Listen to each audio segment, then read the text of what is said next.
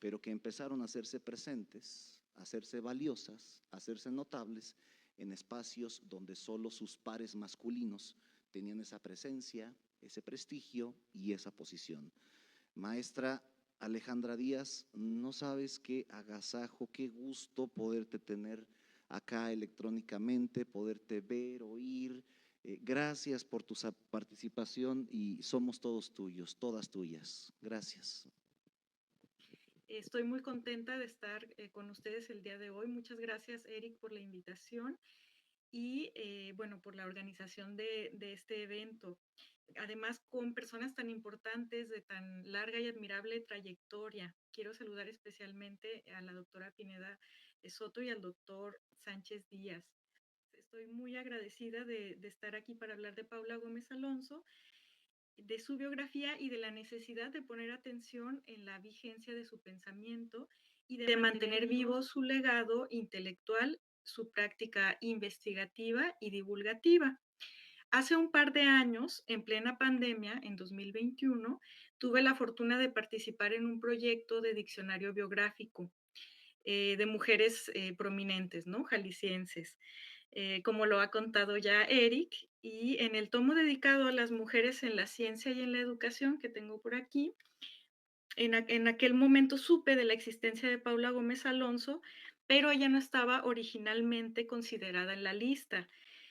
La encontré precisamente al realizar algunas búsquedas sobre mujeres de Jalisco o originarias de Jalisco en ámbitos académicos y en la web encontré la tesis de maestría de Eric Rodríguez Ballesteros, así como algunos videos suyos de divulgación que realiza. Me puse en contacto con él y me sorprendió gratamente su generosidad para revisar la semblanza que escribí, para aportar información y sobre todo en este tipo de publicaciones, para a través de él tener el visto bueno de su familia para utilizar su retrato, que está por aquí. Porque, pues, como biógrafa también de mujeres, aprecio muchísimo y sé lo importante que es y lo difícil y el tiempo que toma hacer y fortalecer esos vínculos de confianza con la familia, con los herederos del legado de, en este caso, de esta filósofa, ¿no? De Paula Gómez Alonso, que son sus sobrinos. Bueno, tengo una pequeña presentación.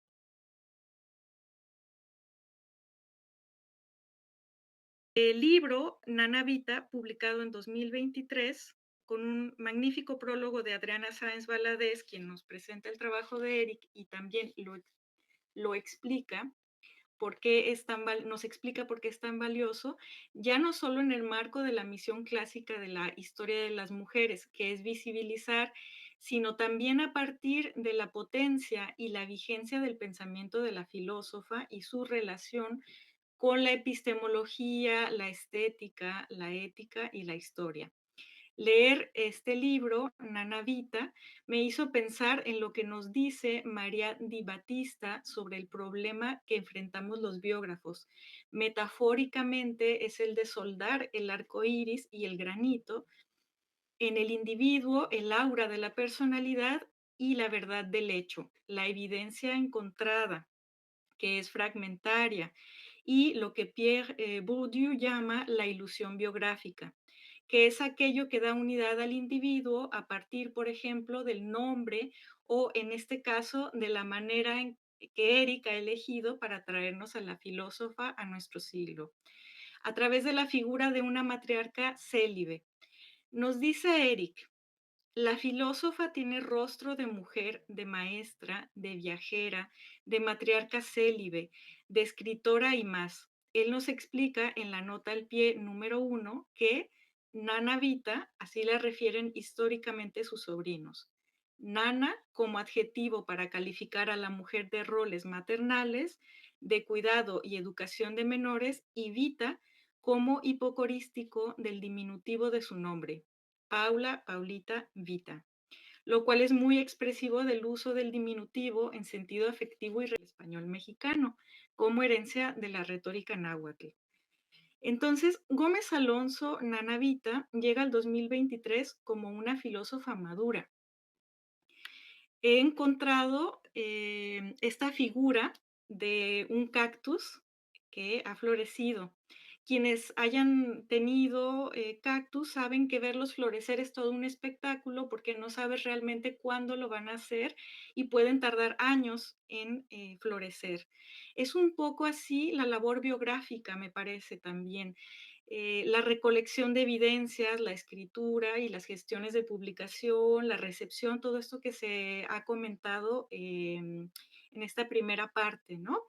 Y que me recuerda también, por ejemplo, el trabajo de Cuca García, la biografía que realizó Verónica Oiquión Solano, que le tomó también muchos, muchos años madurar.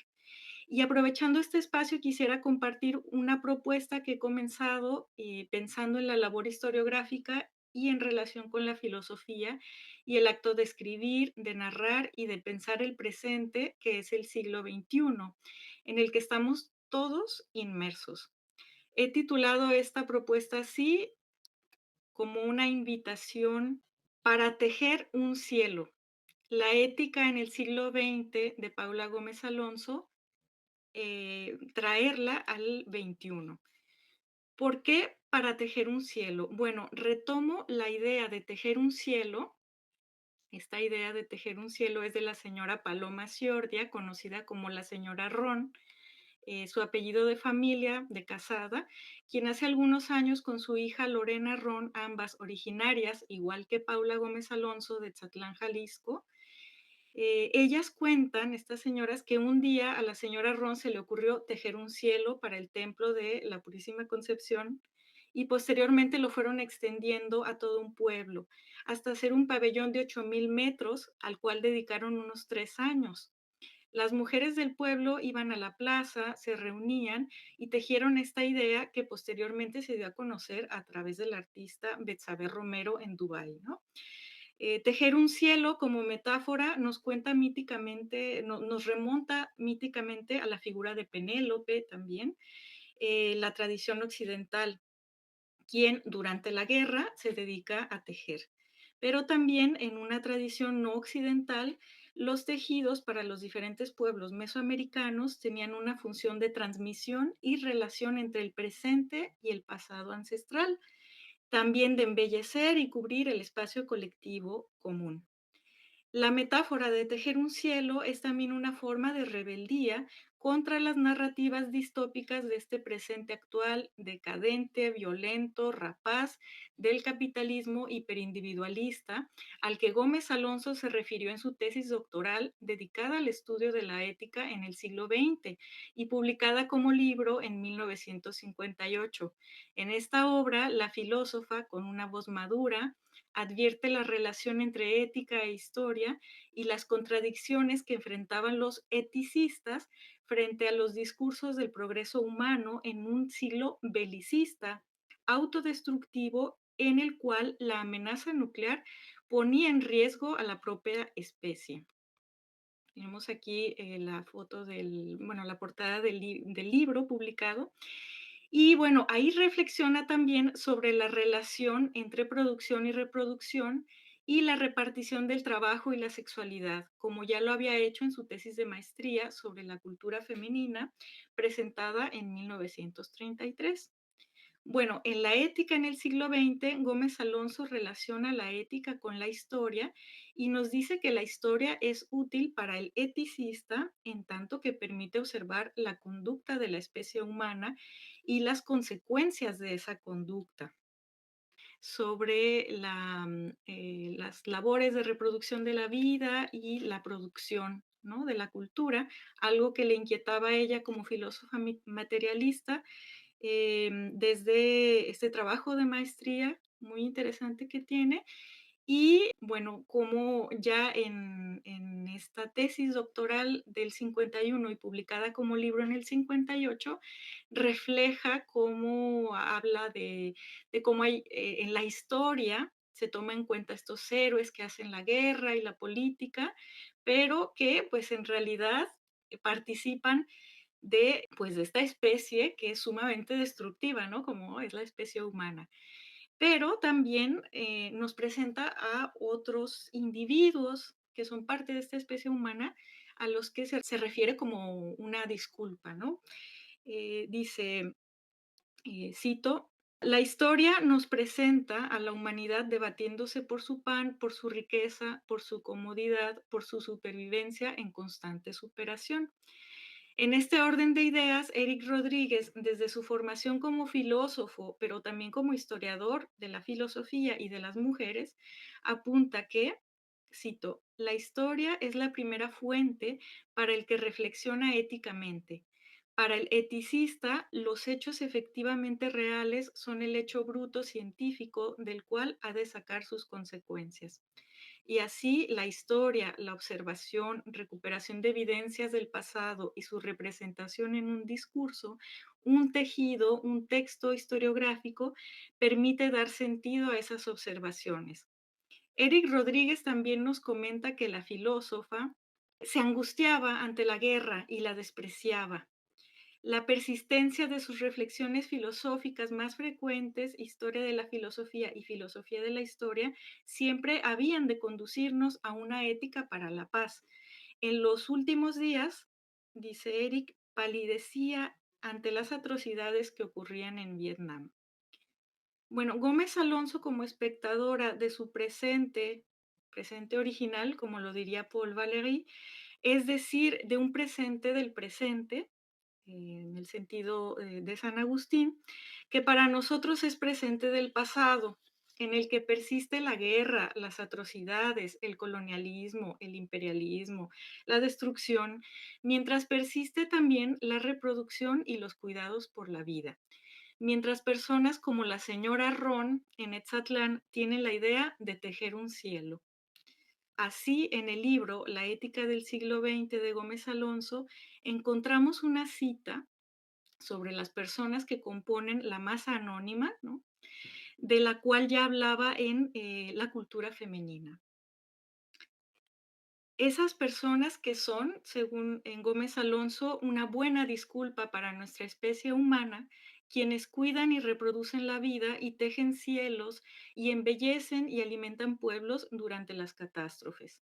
Cito a Gómez Alonso desde el albañil que construyó en Egipto las pirámides hasta el que ha construido la ciudad universitaria en México, los tejedores y los hilanderos que han tejido telas para envolver la tierra, los labradores, los artesanos, y el incansable desfile de las madres de familia que se consagraron a criar hijos, a gobernar un modesto hogar del que hicieron su universo, que no realizaron ni hazaña ni crimen, que no pintaron ni compusieron una sinfonía, de los cuales la historia no conserva memoria, constituyen, repetimos, una buena disculpa de la humanidad. Y bueno, ¿para qué puede servirnos la historia en esta operación?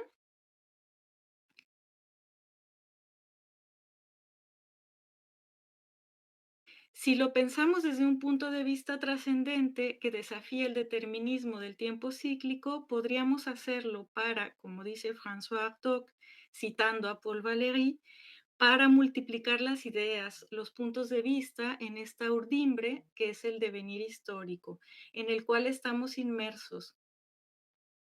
Somos históricos, somos seres históricos. Por eso las feministas en las marchas decimos que somos históricas, tenemos historicidad.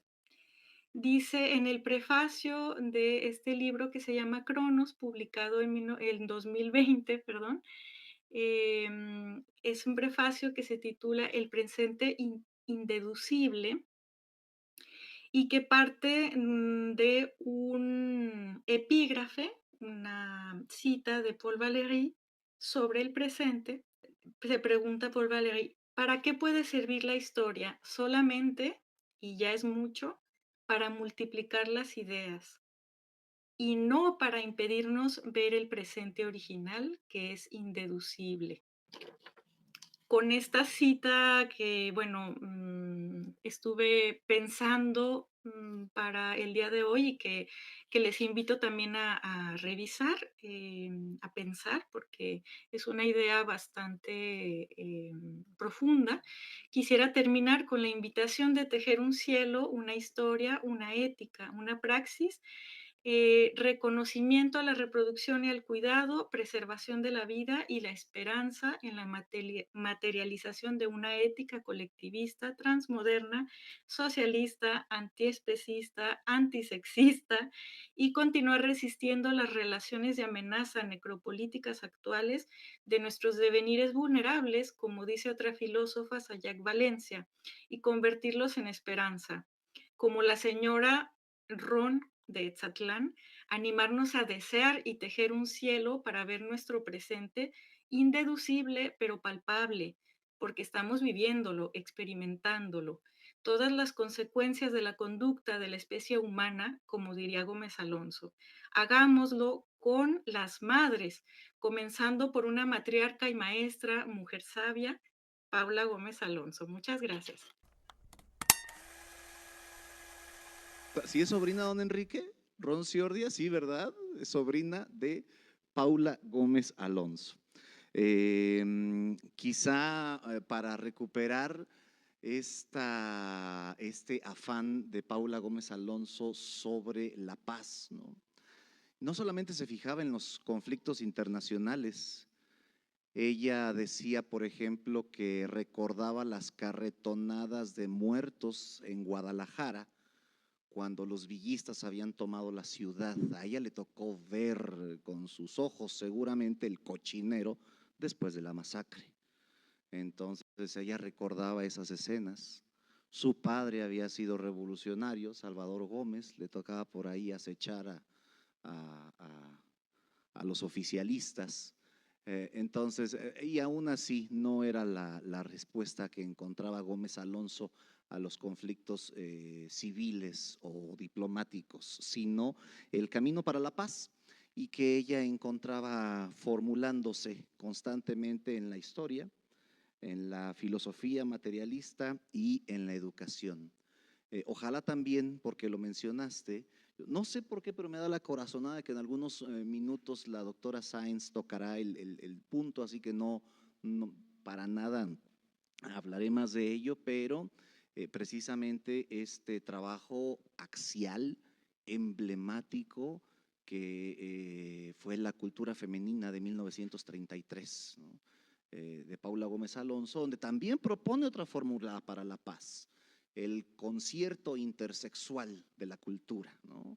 Y por intersexual que se refiere a entre hombres y mujeres, el concierto intersexual de la cultura para una sociedad pues mucho más propositiva y por supuesto que mucho más pacífica. Gracias tremendas, Alejandra. Gracias también a la presencia del director de la Facultad de Filosofía, que ya está entre nosotros, el doctor Alfonso Villa, muy amable, qué generoso. Y me parece que podemos descansar unos minutitos, unos 10 minutitos para no perder el horario asignado y escuchar a Ana Cristina Ramírez, a Adriana Sáenz y a Raúl Trejo. Muchísimas gracias. Dentro de 10 minutitos, a la 1 de la tarde, pasados unos minutitos de la 1 de la tarde, llegamos acá con la moderación del maestro Carlos Bustamante. Muchísimas gracias.